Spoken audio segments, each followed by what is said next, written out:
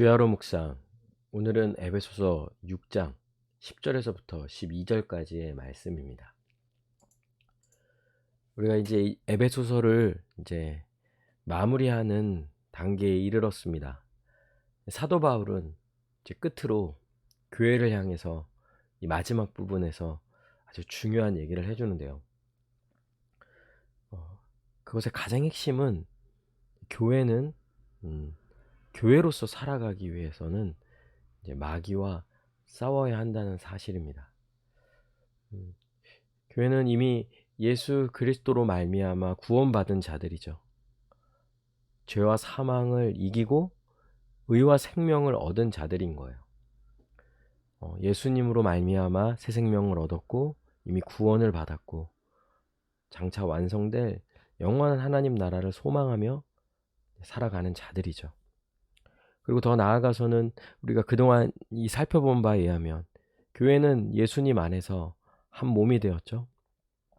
한 몸, 또 한 육체로서 또 서로가 지체가 되어서 한 몸으로 이렇게 살아가는데, 그렇게 교회가 이 땅 가운데 한 몸으로서 온전히 살아가기 위해서는 이런 마귀의 관계를 능히 대적해야 한다는 것입니다.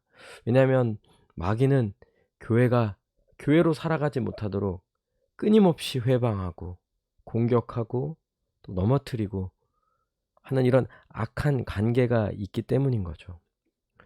그래서 사도 바울은 이제 마지막 당부의 말로써 너희가 주 안에서와 그 힘의 능력으로 강건하여지고 이렇게 말해줍니다.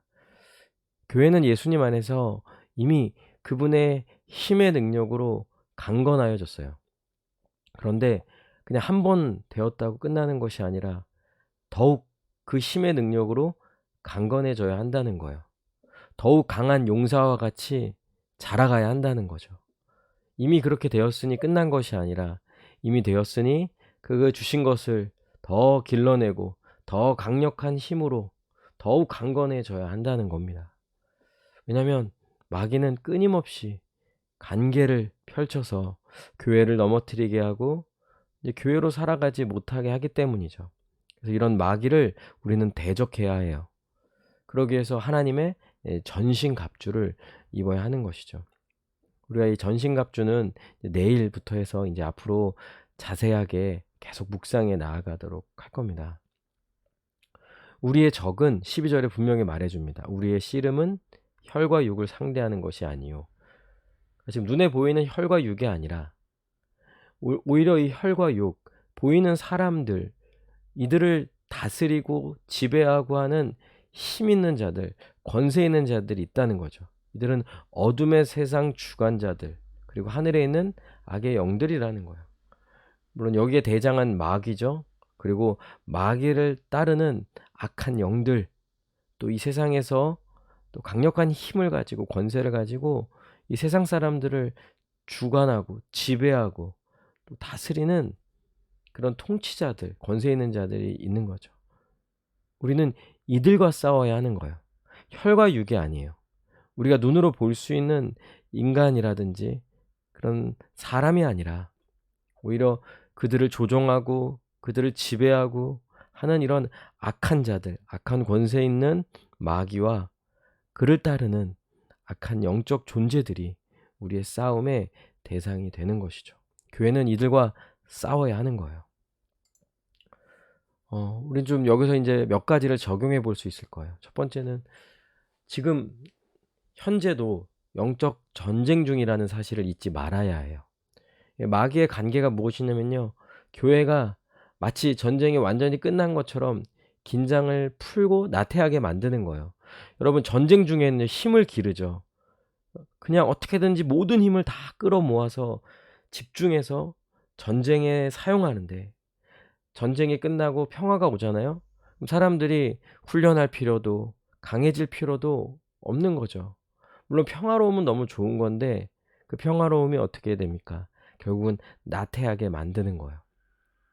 그래서 아직 전쟁 중인데도 불구하고 전쟁에 대해서 전혀 대비하지 못하게 하는 것이 마귀의 관계라고 할 수 있는 거죠.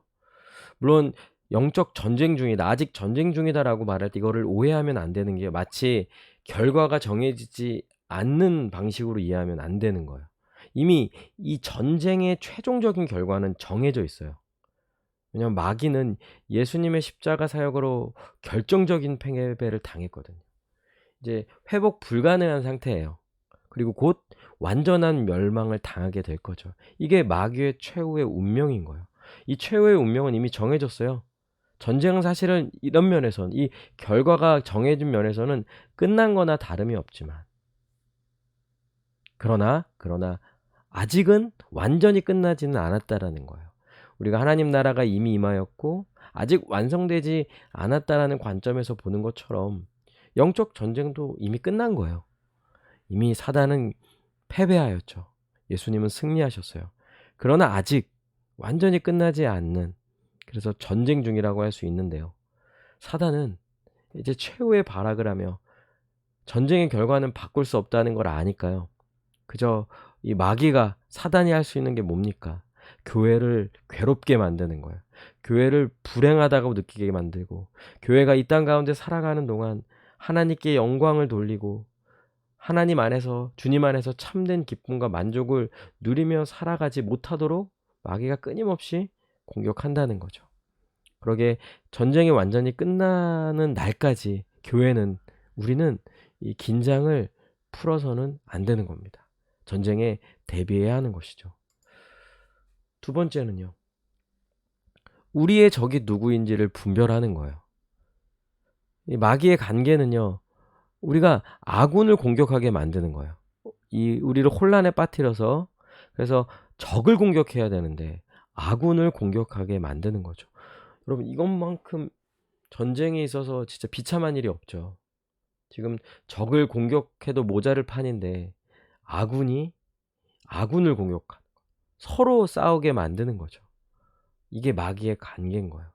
그러니 여러분, 전쟁 중에서 이 아군과 적군을 구별하는 건 너무나 중요해요. 그래서 이 구별법도 별도로 훈련도 하고요. 또 표식도 하고 막 이런 일들을 합니다. 왜냐면 이거를 구별하지 못하면 이제 정말 엉뚱한 짓을 하게 되거든요.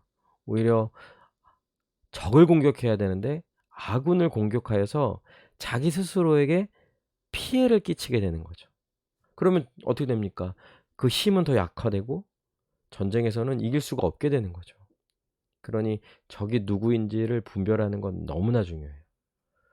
우리의 적은 눈에 보이지 않는 마귀, 또 그를 따르는 모든 악한 세력들이라는 걸 명심해야 돼요. 눈에 보이지 않는 존재들인 거예요. 영적 존재이기 때문에 우리가 직접 눈으로는 볼 수 없어요. 그러나 이 영적 존재인 이 마귀와 그를 따르는 모든 악한 세력들은 우리를 공격할 때요, 눈에 보이는 것을 통하여 우리를 공격하여 흔든다는 거예요. 뭐 그것이 사람이 되기도 하고요.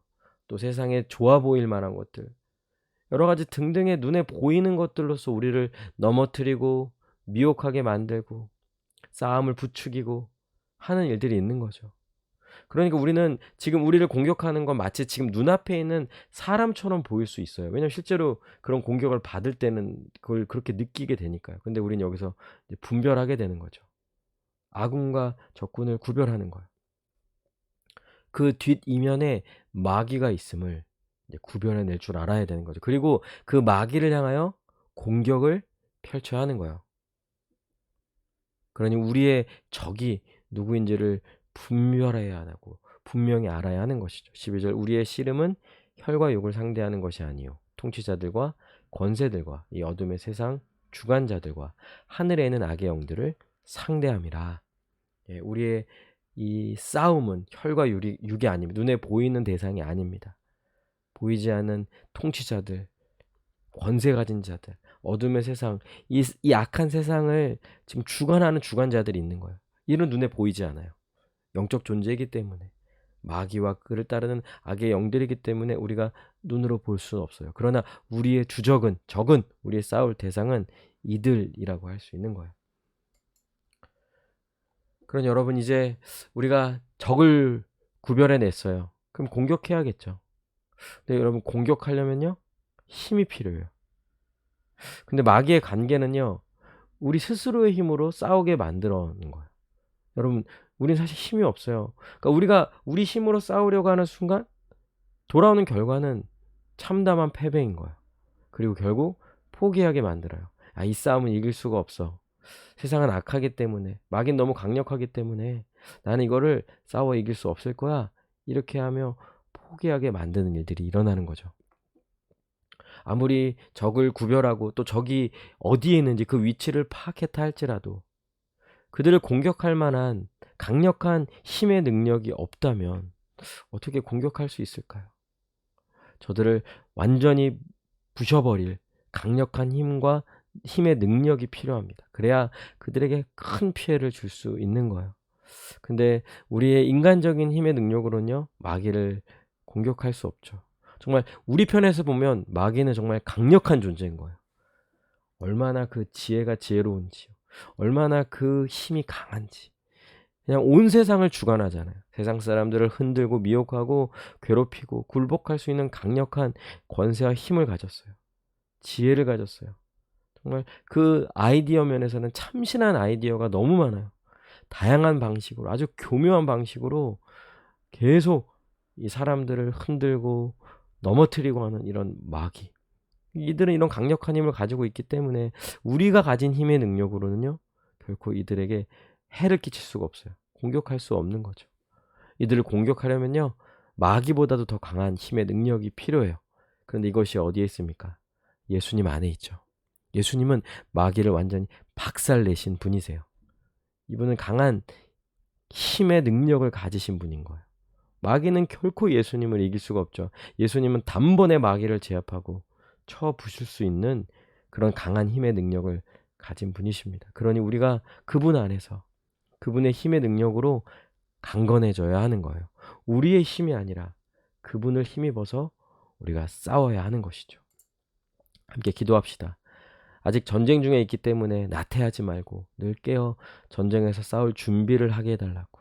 또 우리가 싸워야 할 대상이 마귀임을 분명히 알고 또 이를 잘 구별하고 또 날마다 예수님 안에서 그의 힘의 능력으로 강건해져서 공격할 수 있는 그런 힘을 가질 수 있게 해달라고 우리 시간 같이 함께 기도하시겠습니다.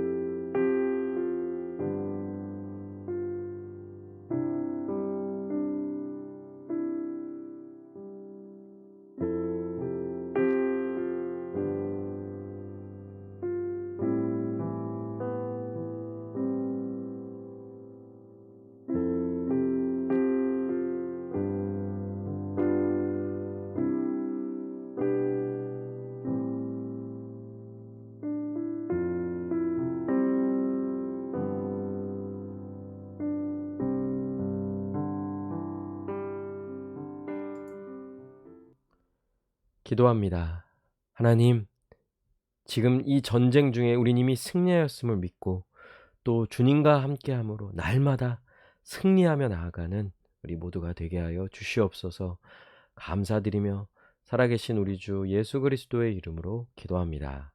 아멘. 오늘 하루도 주님 안에서 마귀와의 싸움에서 승리하는 복된 하루 되시길 바랍니다.